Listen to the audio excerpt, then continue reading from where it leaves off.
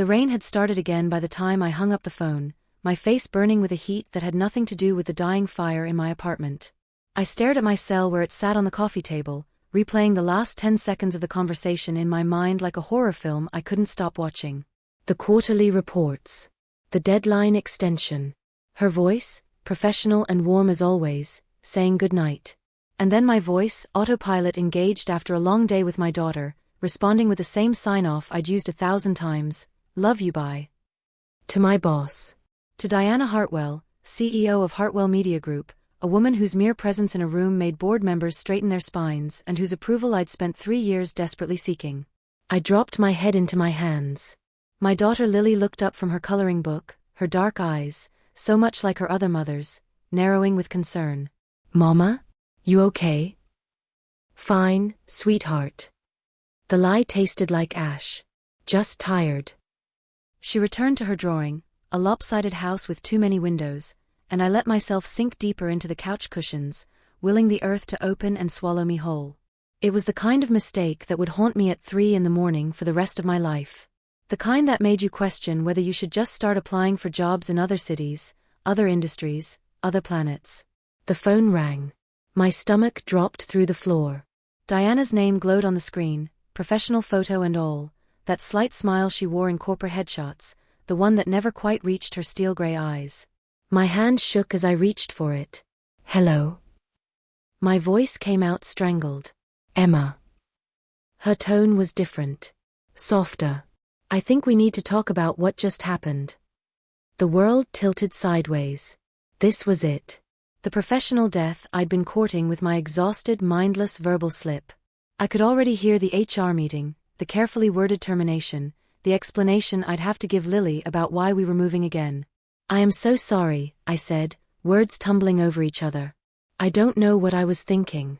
I've been putting Lily to bed and it's automatic, you know? And I wasn't suggesting anything, I would never. Emma. She cut through my spiral with a single word. Stop. I stopped. A long pause. I could hear something in the background on her end. Music, maybe. Something classical and quiet. I'm coming over, Diana said. We should discuss this in person. The line went dead before I could protest. I sat frozen, phone still pressed to my ear, while my brain tried to process what had just happened. Diana Hartwell was coming to my apartment. Diana, who I'd only ever seen in corner offices and conference rooms, who attended galas I saw photos of later in industry magazines. Diana, who I'd been half in love with since my first interview, though I'd buried that fact so deep I'd almost convinced myself it wasn't true. Lily, baby, can you go play in your room for a bit? My daughter looked up, crayon poised over her paper. Why? My boss is coming over. Her eyes went wide. The scary lady? She's not scary. Another lie. Diana was terrifying. Brilliant and sharp and so beautiful it hurt to look at her sometimes, the kind of beautiful that made you forget words. She just needs to talk to me about work. Lily gathered her art supplies with the solemnity of a child who understood that adult problems were descending and she should make herself scarce. She paused at the hallway. Mama? You're not in trouble, are you? I don't know yet, sweetheart. She disappeared into her room, and I had approximately 15 minutes to make myself and my apartment presentable for the woman who held my career in her elegant hands. I grabbed the scattered toys from the living room, shoved dishes into the dishwasher, ran my fingers through my hair and immediately regretted it when I caught my reflection in the hallway mirror.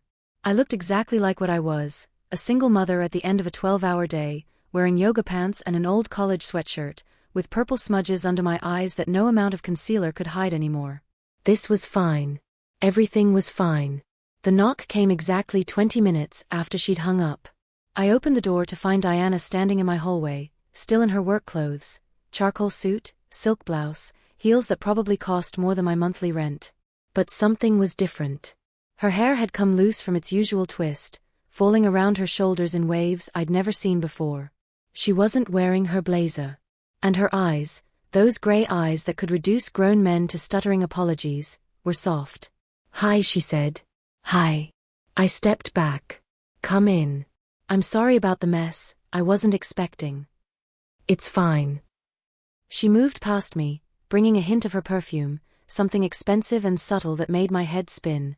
She stood in my living room, looking around at the chaos of my life, the toys, the throw blankets, the stack of picture books on the end table, Lily's latest masterpiece on the refrigerator. I closed the door. Waited. My heart was doing something painful in my chest. Diana turned to face me. How long? The question hit me like cold water. What? How long have you felt this way? I could have played dumb. Should have played dumb. But something in her expression stopped me, something vulnerable and raw that I'd never seen in the office. Since the beginning, I heard myself say. Since you interviewed me. I know it's completely inappropriate, and I've never acted on it, never would have said anything if I hadn't been so tired. 3 years. She said it like she was solving an equation. You've been in love with me for 3 years. I didn't say love. The protest was automatic and stupid. You did, actually. On the phone. My face was on fire. That was an accident. Was it? She took a step closer. Emma, I need you to be honest with me. This is important. I wrapped my arms around myself, defensive. I don't know what you want me to say. Yes, I have feelings for you. Yes, they're completely inappropriate given that you're my boss and I'm just someone who works for you. I would never have told you. I've been professional. I've never crossed a line. You haven't, she agreed. You've been the model of professionalism. It's one of the things I've always admired about you. The words didn't make sense. Admired. Diana moved closer, close enough that I had to tilt my head back to maintain eye contact. Do you think I call you at 9 o'clock at night about quarterly reports because I can't wait until morning? Do you think I always request you for special projects because you're the only competent person in the building? Do you think I notice when you change your hair or wear a new dress because I'm just exceptionally observant? My breath caught. Diana. I've been trying to figure out how to approach this for 2 years, she said quietly. How to bridge the gap between professional and personal without making you uncomfortable, without abusing my position. I'd almost given up. And then you accidentally told me you loved me, and I thought, well, perhaps that's the opening I've been waiting for. The world had stopped making sense. I was standing in my living room in yoga pants while my boss, my brilliant, beautiful, untouchable boss, looked at me like I was something precious. You can't be serious. I'm always serious. A hint of a smile touched her lips. You should know that by now. You're my boss. I am. There are policies, rules, ethics. There are. She reached out slowly, giving me time to step back if I wanted to. I didn't move. Her fingers brushed my cheek, gentle as a question. We would have to be careful. I would never use my position to pressure you. If you want me to leave right now, I will, and we'll never speak of this again. Your job is safe regardless. But if you feel what I feel, we can figure out the rest. I should have stepped back. Should have been rational, thought about Lily, about my career, about the dozen ways this could go wrong. Instead, I leaned into her touch, starving for it. What do you feel? Like I've been waiting 3 years for you to see me, she said. Really see me, not just as your boss. Like every conversation we have is the best part of my day. Like I drive past your street sometimes just to see if your lights are on, just to feel closer to you, which is absolutely pathetic and I'm aware of that. Like when you said love you on the phone, my heart stopped because I've wanted to hear you say that for so long, I'd almost convinced myself it would never happen. Diana. Her name came out broken. Tell me to leave, she whispered. Tell me this is a mistake, and I'll go. I'll transfer you to a different apartment, make sure there's no awkwardness. You'll get the promotion you deserve. Everything will be fine. I thought about the last 3 years. The late nights in the office when it was just the two of us, going over presentations until the cleaning crew arrived. The business trips where we'd end up at hotel bars, talking about everything except work until the early hours. The way she looked at me sometimes, quickly masked but there, a hunger I'd convinced myself I was imagining. The careful distance she maintained, professional to a fault, while her eyes told a different story. I thought about Lily, asleep in her room, who deserved a mother brave enough to reach for happiness when it appeared. I thought about her other mother, who'd left us both 3 years ago for a life that didn't include the mess and compromise of family, who'd taught me that love was something that left, not something that stayed. I looked at Diana, standing in my chaotic living room in her expensive clothes, letting herself be vulnerable in a way I'd never seen, offering me something I'd wanted so badly I'd hidden it even from myself. "Don't go," I said. Her hand was still on my cheek. "Emma." "Don't go," I repeated, stronger this time. "Don't transfer me. Don't make it professional and clean and distant. I'm so tired of distant. I'm so tired of pretending I don't feel what I feel." "What do you feel?" She was close enough that I could see the flecks of blue in her gray eyes, close enough that her breath ghosted across my lips. "Terrified," I admitted. "Like I'm standing at the edge of something that could destroy me. Like I've been half alive for 3 years and didn't realize it until right now. Like I want to kiss you so badly I can't think straight, but my daughter is in the next room and this is insane and—" Diana kissed me. It was soft at first, questioning, giving me every opportunity to pull away. I didn't. I pressed closer, my hands finding her waist, and she made a small sound against my mouth that went straight through me. Her fingers threaded into my hair, and the kiss deepened, 3 years of want and denial pouring into it. She tasted like mint and something sweeter, and I thought distantly that I was ruined, that I'd never be able to go back to professional distance after this, that I didn't want to. When we finally broke apart, both breathing hard, she rested her forehead against mine. "We should probably talk about logistics," she said. "Ground rules. How to handle this professionally." "Probably." I couldn't stop touching her, my hands on her arms, her shoulders, making sure she was real. "I should meet Lily properly," Diana continued. "Not as your boss, but as, what are we exactly?" "I don't know." I laughed, slightly hysterical. "What are we?" "I'd like to be your girlfriend, if that's not too high school." Her smile was tentative, almost shy. "I'd like to take you to dinner. Meet your daughter officially. Navigate this thing between us carefully, because I don't want to mess it up." "You're going to meet Lily right now," I said. "She's definitely not asleep. She's probably got her ear pressed to the door." As if summoned, my daughter's voice floated from the hallway. "I'm not listening." Diana laughed, a real laugh I'd never heard before, bright and unguarded. "I guess this is happening." "I guess it is." I kissed her again, quick and sweet. "Fair warning, she's going to ask you a million questions. And she's probably going to draw you something. And she might tell you about her imaginary friend Derek, who's a dragon." "I can handle dragons." Diana straightened, smoothing her hair, suddenly nervous in a way I'd never seen her nervous in board meetings.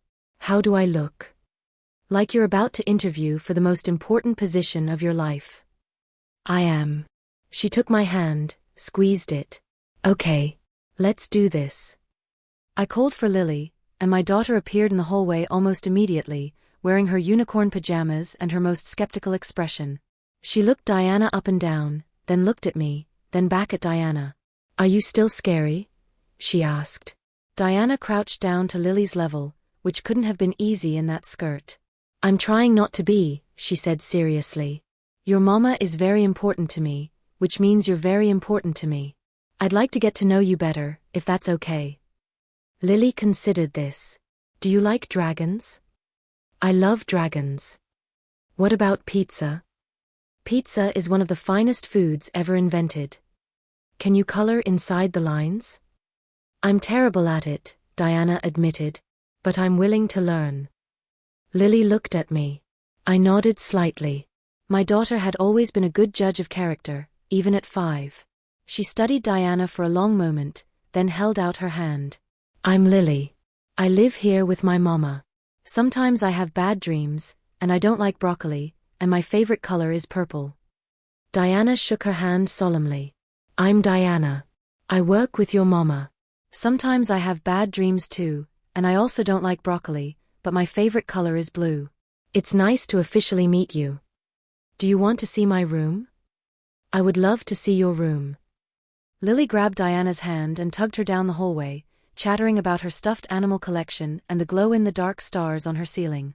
I followed slowly, watching my boss, my girlfriend apparently, admire my daughter's crayon drawings, and listen intently to a long rambling story about Derek the dragon's birthday party. Diana sat on the floor without complaint, skirt and all, and let Lily show her every single one of her treasures. When Lily finally started yawning, Diana helped me tuck her in, standing awkwardly to the side while I went through our bedtime routine. But when Lily asked for a story, she surprised us both by offering to read one. She chose a picture book from the shelf and read it perfectly, doing different voices for each character, making Lily giggle. I stood in the doorway, watching this woman I'd convinced myself I could never have reading The Paper Bag Princess to my daughter, and felt something shift in my chest, something like hope. "Good night, Lily," Diana said softly, setting the book aside. "Good night, Diana." Lily yawned again. "Will you come back?" Diana glanced at me. I nodded. "Yes," she said. "If your mama wants me to, I'll come back." "Good." Lily's eyes were already drifting closed. "You're not scary anymore." We retreated to the living room, closing Lily's door gently behind us. Diana immediately kicked off her heels and sank onto the couch with a sigh of relief. I sat beside her, close but not touching, suddenly aware of how surreal this was. 2 hours ago, I'd been mortified by a slip of the tongue. Now Diana Hartwell was in my living room in her bare feet, looking rumpled and tired and more beautiful than I'd ever seen her. "She's wonderful," Diana said. "You've done an amazing job with her." "Thank you." I tucked my feet under me. Her other mother left when she was 2. Said she couldn't handle the responsibility, couldn't be what we needed. Lily doesn't really remember her. That must have been difficult. It was. I picked at a loose thread on my sweatshirt. I trusted her completely. We'd planned this whole life together. And then one day she just decided she was done. Packed a bag and left. I didn't hear from her for 6 months. Diana's hand found mine. "I'm not her." "I know." I did know, somewhere deep down. But the fear was still there, that old wound that hadn't quite healed. "This is moving fast. We can slow down." Her thumb traced circles on the back of my hand. "We can take this at whatever pace you need. I'm not going anywhere." "You say that now. Emma." She waited until I looked at her. "I've been in love with you for 2 years. I'm not going anywhere." The words hit me like a physical thing. 2 years.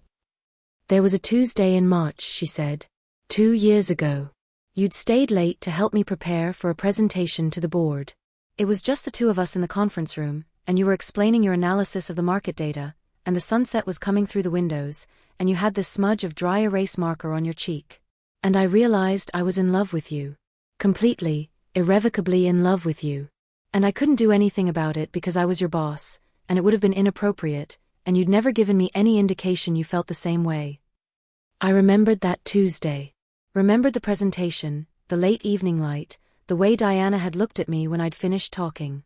I'd convinced myself I'd imagined the softness in her eyes.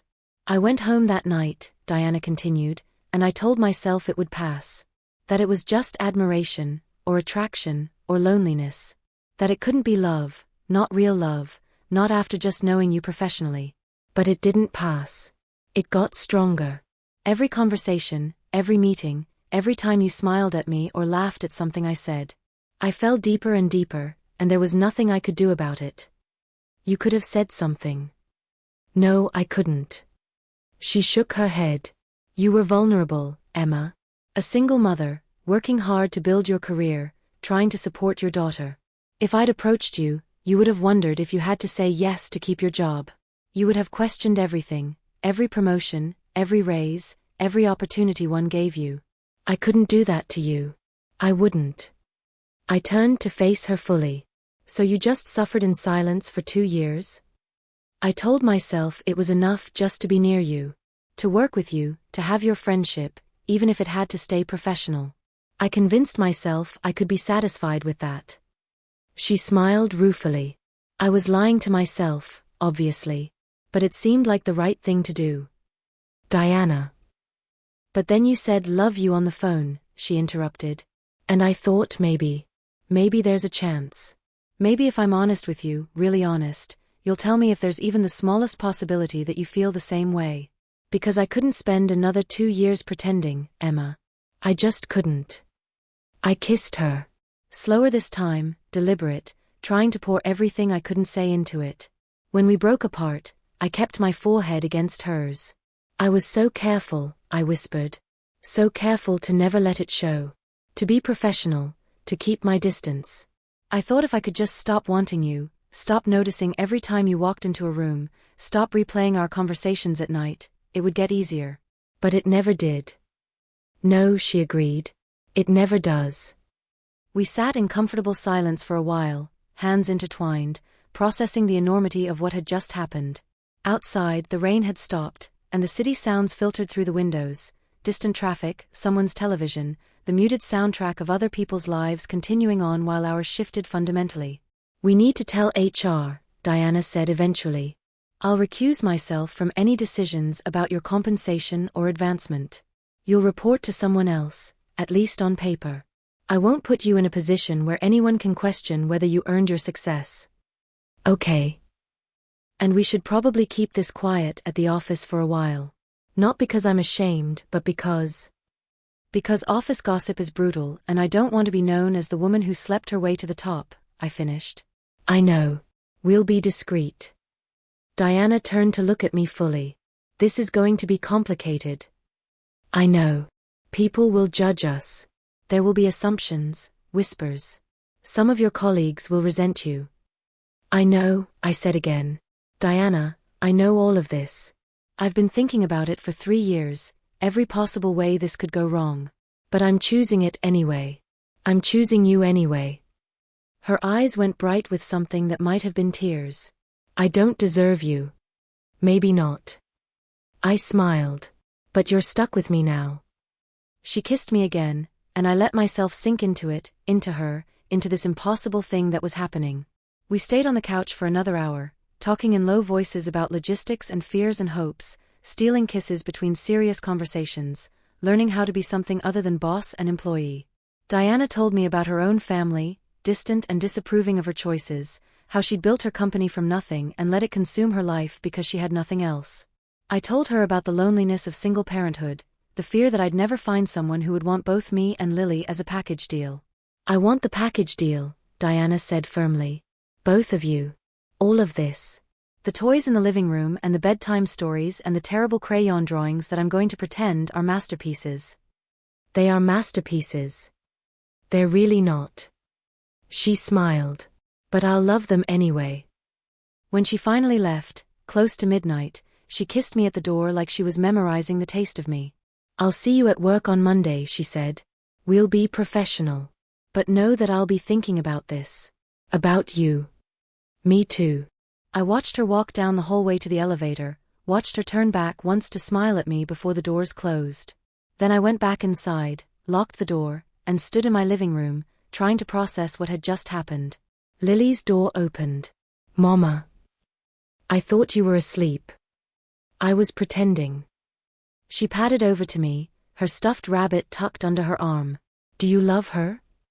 I could have deflected, could have said it was complicated or too early to tell. But Lily deserved honesty. I think I might. Does she love you? She says she does. Lily considered this, then nodded sagely. Good. You've been sad for a long time. You should be happy.